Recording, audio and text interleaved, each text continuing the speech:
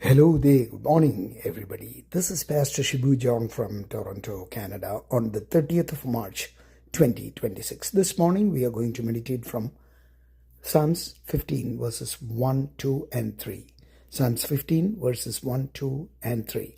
Lord, who may reside in your tent, who may settle on your holy hill, one who walks with integrity, practices righteousness, and speaks truth in his heart. He does not slander with his tongue, nor do evil to his neighbor, nor bring shame on his friend. A focal point for today's meditation is walk in truth, love your neighbor, dwell with God. You know what? This scripture unveils the character of the person who is worthy to dwell in God's presence. It's not focused on rituals or outward appearances, but on the condition of the heart expressed through daily relationships, especially in how one treats others. And at its core, it's a call to love one's neighbor in a way that is sincere, disciplined, and morally grounded. To walk with integrity means to live a life that is consistent and whole. A person of integrity does not separate their private character from their public actions. In terms of loving one's neighbor or your brother or sister, this means kindness is not selective or performative, I would say. It flows from a genuine inner conviction. And integrity ensures that love is not just shown when convenient, but even when it is very difficult. And practicing righteousness goes beyond knowing what is right. It's actively doing it. Love for one's neighbor is not passive. One's friend or brother, sister is not passive. It involves choosing fairness over advantage, compassion over indifference, and justice over personal gain. Righteousness in this sense is relational. It is seen in how one uplifts, protects, and respects others. The phrase speaks truth in his heart points to inner honesty. Love cannot thrive where there is deceit or hidden malice. To love one's neighbor means to be truthful, not only in words but in intention. It calls for sincerity, free from manipulation, hypocrisy, or pretense.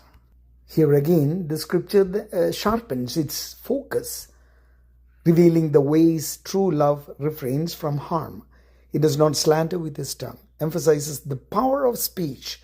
Words can destroy reputations and relationships.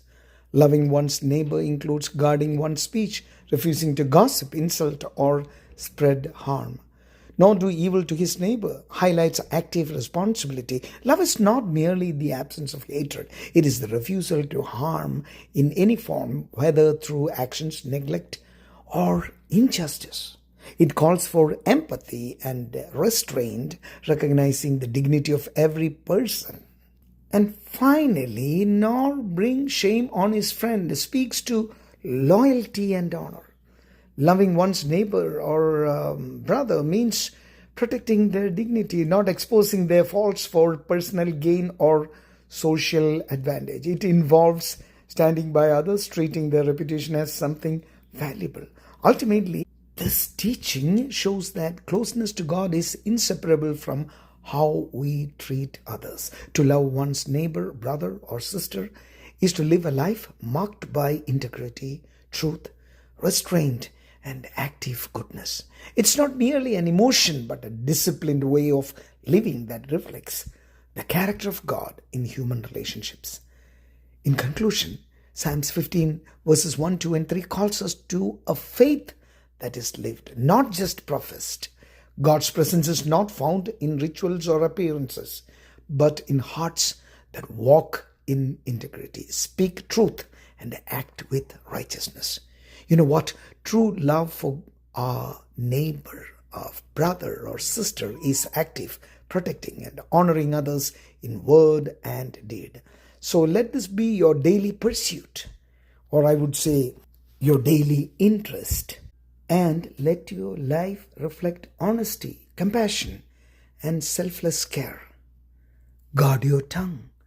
Lift others with your actions and preserve the dignity of those around you so that your heart becomes a dwelling place where God's holiness can truly reside.